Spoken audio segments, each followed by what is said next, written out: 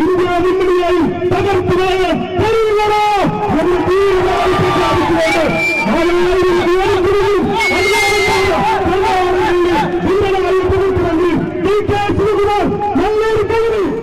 കോൺഗ്രസിന്റെ double shooter DK. Rahul തരംഗമല്ലാതെ രാജ്യത്തെവിടെയും ഇക്കുറി മോഡി തരംഗമെന്നൊന്നില്ലെന്നും ദക്ഷിണേന്ത്യയിലെ സംസ്ഥാനങ്ങളിലെല്ലാം കൂടി ഇത്തവണ BJP 2 അക്കം പോലും തികക്കില്ലെന്നും DK. കോൺഗ്രസിന്റെ ഡബിൾ ഷൂട്ടർ എന്ന് രാജ്യത്ത് അങ്ങോളം ഇങ്ങോളം ആരാധകർ വിശേഷിപ്പിക്കുന്ന കർണാടകയുടെ ഉപമുഖ്യമന്ത്രി DK ശിവകുമാറിനെ ഒരു നോക്ക് കാണാൻ, ഒരു വാക്ക് കേൾക്കാൻ രാഹുൽ ഗാന്ധി ജനവിധി തേടുന്ന വയനാട് പാർലമെന്റ് മണ്ഡലത്തിലൂടെ അദ്ദേഹം കടന്നു പോകുന്ന വഴിത്താരകളിലെല്ലാം പങ്കെടുത്ത അരീക്കോട്ടെയും കാളികാവിലെയും യോഗങ്ങളിലെല്ലാം ആയിരങ്ങളായിരുന്നു തടിച്ചുകൂടിയത്. LDFനെയും BJPയെയും കടന്നാക്രമിച്ച അദ്ദേഹം കേരള മണ്ണിന്റെ പുകൾപ്പെട്ട മതസൗഹാർദ്ദത്തെ വാനോളം പുകഴ്ത്തി. Congress party and Rahul Gandhi, and you have shown your strength by creating a history and sending Rahul Gandhi in the difficult times to the parliament. തീർച്ചയായും ഞാൻ വലിയ സന്തോഷത്തിലാണ്. ഇത്ര ഊർജ്ജസ്വലമായിട്ടുള്ള ഒരു ജനക്കൂട്ടത്തെ കണ്ടതിൽ എനിക്ക് അതിയായ സന്തോഷമുണ്ട്. അതുമാത്രമല്ല, രാഹുൽജിയോടൊപ്പം എല്ലാ പ്രതിസന്ധി ഘട്ടങ്ങളിലും പുതിയ ചരിത്രം തിരുത്തി കുറിക്കുവാൻ കൂടെ നിന്നിട്ടുള്ള ആളുകളാണ് നിങ്ങൾ എന്നുള്ളതിൽ ഏറ്റവും വലിയ അഭിമാനത്തോടു കൂടെയാണ് നിങ്ങളുടെ അടുത്ത് നിൽക്കുന്നത്. First, I would like to congratulate all the UDF members.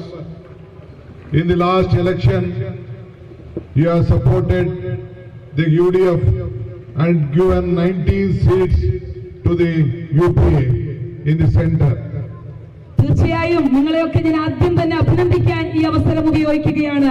ഐക്യജനാധിപത്യ മുന്നണിയുടെ മുഴുവൻ നേതാക്കളെയും പ്രവർത്തകരെയും. കാരണം കഴിഞ്ഞ തവണ 20-ൽ 19 സീറ്റ് നൽകിക്കൊണ്ട് നിങ്ങൾ കേന്ദ്ര ഭരണത്തിൽ അല്ലെങ്കിൽ കേന്ദ്ര ഭരണത്തിലേക്ക് കടന്നു പോകേണ്ട സമയത്ത് നിങ്ങൾ ആ 19 സീറ്റ് നൽകിക്കൊണ്ട് UDFനെ അല്ലെങ്കിൽ ഇന്ത്യ മുന്നണിയെ നിങ്ങൾ പിന്തുണച്ചു എന്നുള്ളത് അഭിമാനകരമായ കാര്യമാണ്. I have traveled about 4 days in Kerala.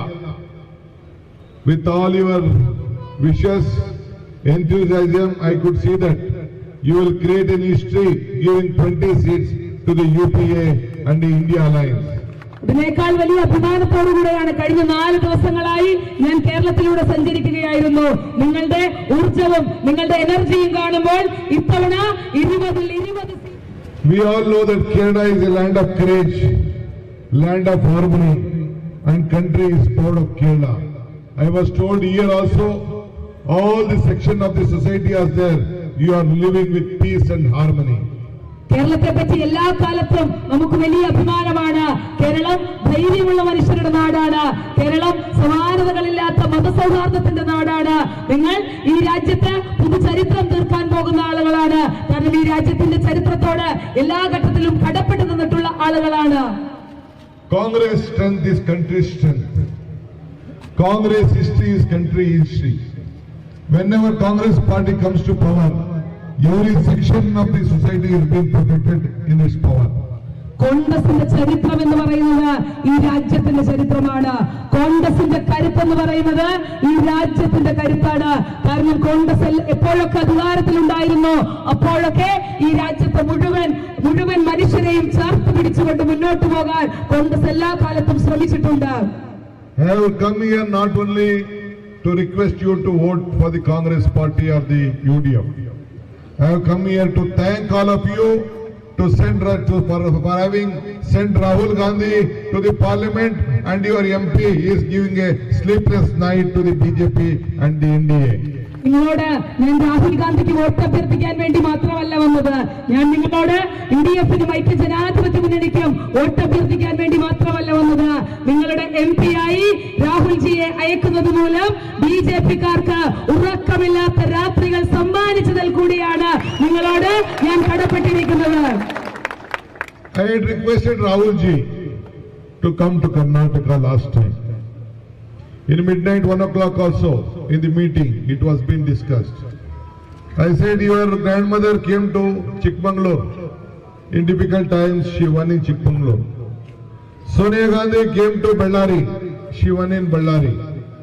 You should also come to Karnataka. But Rahul Gandhi said, DK, Kerala is a place where all sections of the society live in peace and communal harmony. I love Kerala, that is I am going to Kerala and I will represent from Kerala. കഴിഞ്ഞ തവണ രാഹുൽ ഗാന്ധിയോട് ഞാൻ കർണാടകത്തിലേക്ക് വരാൻ വേണ്ടി ആവശ്യപ്പെട്ടു, മത്സരിക്കാൻ വേണ്ടി കർണാടകത്തിലേക്ക് വരാൻ വേണ്ടി ആവശ്യപ്പെട്ടു. താങ്കളുടെ മുത്തശ്ശി ചിക്കമംഗളൂരിൽ മത്സരിക്കുകയും ഈ വലിയ പ്രതിസന്ധിയുടെ ഘട്ടത്തിൽ മത്സരിക്കുകയും അവിടെ നിന്ന് വിജയിക്കുകയും ചെയ്തു. താങ്കളുടെ അമ്മ ബെല്ലാരിയിൽ നിന്ന് മത്സരിക്കുകയും അവിടെ നിന്ന് വിജയിക്കുകയും ചെയ്തു. അതുകൊണ്ട് പ്രിയപ്പെട്ട രാഹുൽജി, കർണാടകത്തിലേക്ക് വന്ന് മത്സരിക്കണമെന്ന് പറഞ്ഞപ്പോൾ അദ്ദേഹം പറഞ്ഞ മറുപടി ഇതാണ്: എനിക്ക് വരാൻ സാധിക്കുകയില്ല, കാരണം ഞാൻ മത്സരിക്കുന്നത് കേരളത്തിന്റെ മണ്ണിൽ നിന്നാണ്, വയനാടിന്റെ മണ്ണിൽ നിന്നാണ്. ആ മണ്ണ് മതസൗഹാർദ്ദത്തിന്റെ, മനുഷ്യ സ്നേഹത്തിന്റെ മണ്ണാണ്. കാരണം ഞാൻ അവരെ സ്നേഹിക്കുന്നു, എനിക്കതുകൊണ്ട് അവിടെ വിട്ടു വരാൻ സാധിക്കുകയില്ല എന്ന് അദ്ദേഹം പറഞ്ഞു വെച്ചു.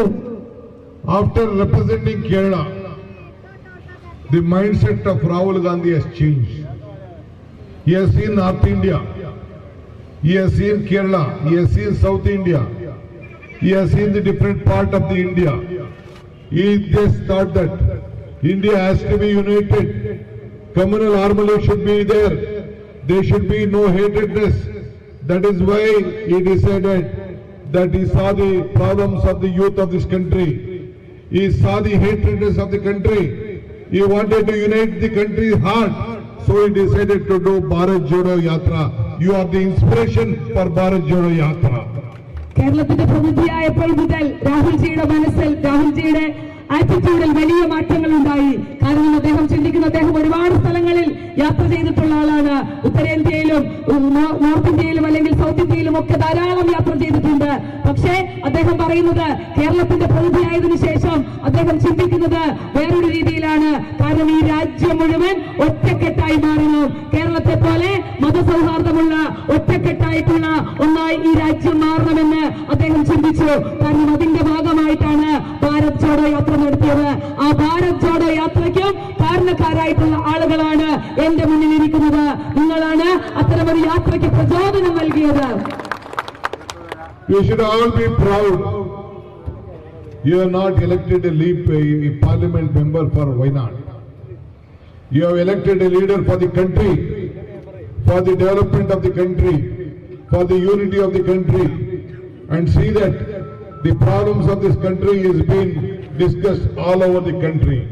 Today, Rahul Gandhi, after finishing Bharat Jodo Yatra, the entire perception of the opposition has changed, that Rahul Gandhi is a leader who can lead our country in the future.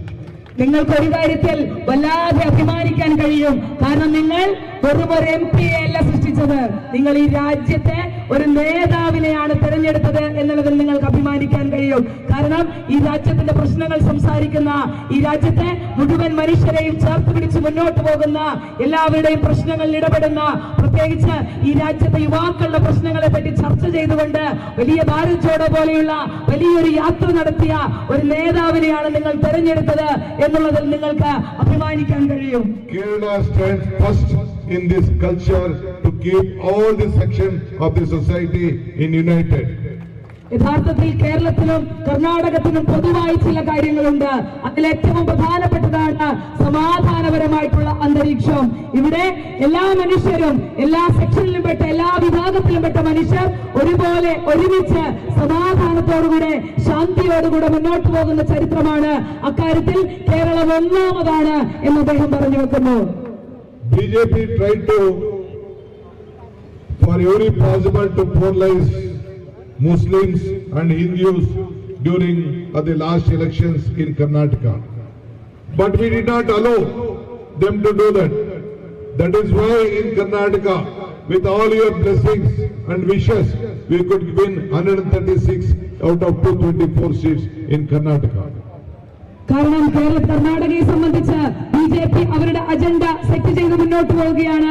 മനുഷ്യരെ വർഗീയമായി വേർതിരിച്ചുകൊണ്ട്, മനുഷ്യരെ മതപരമായി വേർതിരിച്ചുകൊണ്ട് മുന്നോട്ട് പോകാനുള്ള ഒരു അജണ്ട സെറ്റ് ചെയ്ത് അവർ മുന്നോട്ട് പോയപ്പോ ഞങ്ങൾ അതിന് അവരെ അനുവദിച്ചില്ല.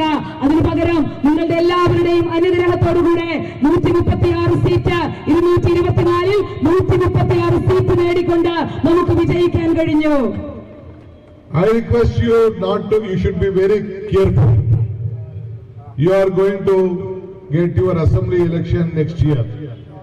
In that election, the LDF will try to play politics. In order to save your state, the only solution, you all have to stand with the UDF and Congress party win all the 20 seats here, and next time you should form a UDF government in Kerala. നിങ്ങളും വളരെ ശ്രദ്ധിച്ച് മുന്നോട്ട് പോകേണ്ടതുണ്ട്. കാരണം അടുത്തു തന്നെ നിങ്ങളുടെ നിയമസഭാ തെരഞ്ഞെടുപ്പ് വരാൻ പോവുകയാണ്. അവിടെ LDFും ഇതുപോലെയുള്ള ചീട്ടുകൾ ഇറക്കും, ഇതുപോലെ വർഗീയതയുടെ രാഷ്ട്രീയം അവരും പറയും. പക്ഷേ അതിനത് അനുവദിക്കാതെ നിങ്ങൾ എല്ലാവരും ഐക്യജനാധിപത്യ മുന്നണിക്കൊപ്പം UDFിനൊപ്പം ചേർന്ന് നിന്നുകൊണ്ട് ഇത്തവണ 20 സീറ്റും ജയിച്ച് അടുത്ത തവണ ഒരു നിയമസഭയിലേക്ക് വലിയ തൂത്തുവാരൽ നടത്തി ഒരു ഭരണകൂടം ഉണ്ടാക്കണം. കേരളത്തിൽ ഐക്യജനാധിപത്യ മുന്നണിയുടെ നേതൃത്വത്തിലുള്ള ഒരു ഗവൺമെന്റ് രൂപീകരിക്കാൻ നിങ്ങളൊക്കെ നേതൃത്വം കൊടുക്കണം. I appeal to all the voters of the state. Voting to LDF is voting to BJP. You should be very cautious in it. നിങ്ങൾ ഒരു കാര്യം വളരെ കൃത്യമായി ഓർക്കണം. ഇവിടെ LDFന് വോട്ട് ചെയ്യുക എന്ന് പറഞ്ഞു കഴിഞ്ഞാൽ അത് BJPക്ക് വോട്ട് ചെയ്യുന്നതിന് തുല്യമാണ്. നിങ്ങൾ അക്കാര്യത്തെ പറ്റി ബോധവാന്മാരാകണം. See, BJP government have been harassing all the opposition party leaders. They are arresting Tamil Nadu minister. They arrested chief ministers, 2 chief ministers, sitting chief minister before the election. There is no evidence for anything, but they are harassing. In Karnataka also, they have been raiding all of us, only the congressmen. They are not touching any of the BJP men. That is why I am trying to tell you, in Kerala, you know the scandals of the sitting government. Still today, they have not questioned the chief minister's family for the crimes what they have done. പ്രതിപക്ഷ സ്വരങ്ങളെ മുഴുവൻ ഇല്ലാതാക്കിക്കൊണ്ട് അവയൊക്കെ ഇത്തരത്തിൽ ED ഉപയോഗിച്ചുകൊണ്ട് മറ്റു ഭരണഘടനാ സ്ഥാപനങ്ങളെ ഉപയോഗിച്ചുകൊണ്ട് ഇല്ലാതാക്കാനുള്ള ശ്രമമാണ് BJP നടത്തുന്നത്. തമിഴ്നാട്ടിൽ അവർ മന്ത്രിമാരെ അറസ്റ്റ് ചെയ്യുന്നു, 2 മുഖ്യമന്ത്രിമാരെ അവർ അറസ്റ്റ് ചെയ്ത് ജയിലിലിട്ടിരിക്കുന്നു. പക്ഷേ ഇവിടെ എന്താണ് സംഭവിച്ചിരിക്കുന്നത് നിങ്ങൾക്കറിയാം. ഇവിടെ നിലനിൽക്കുന്ന ഗവൺമെന്റിന്റെ അഴിമതികളെ പറ്റി നിങ്ങൾക്കറിയാം. അവർ നടത്തിക്കൊണ്ടിരിക്കുന്ന വലിയ വലിയ അഴിമതികളെ പറ്റി നിങ്ങൾക്കറിയാം. പക്ഷേ അവരെ ഒരിക്കൽ പോലും BJP തൊടാൻ അല്ലെങ്കിൽ തൊടാൻ തയ്യാറാകുന്നില്ല എന്നുള്ളതിൽ നിന്ന് നിങ്ങൾ കാര്യങ്ങൾ മനസ്സിലാക്കേണ്ടിയിരിക്കുന്നു. Your state is financially in a big problem. I could see a lot of reports in the bill. Even the pension, the salaries have been delayed. Why? You are understanding with the BJP government. It is a federal structure. You would have brought money to the state and you would help them.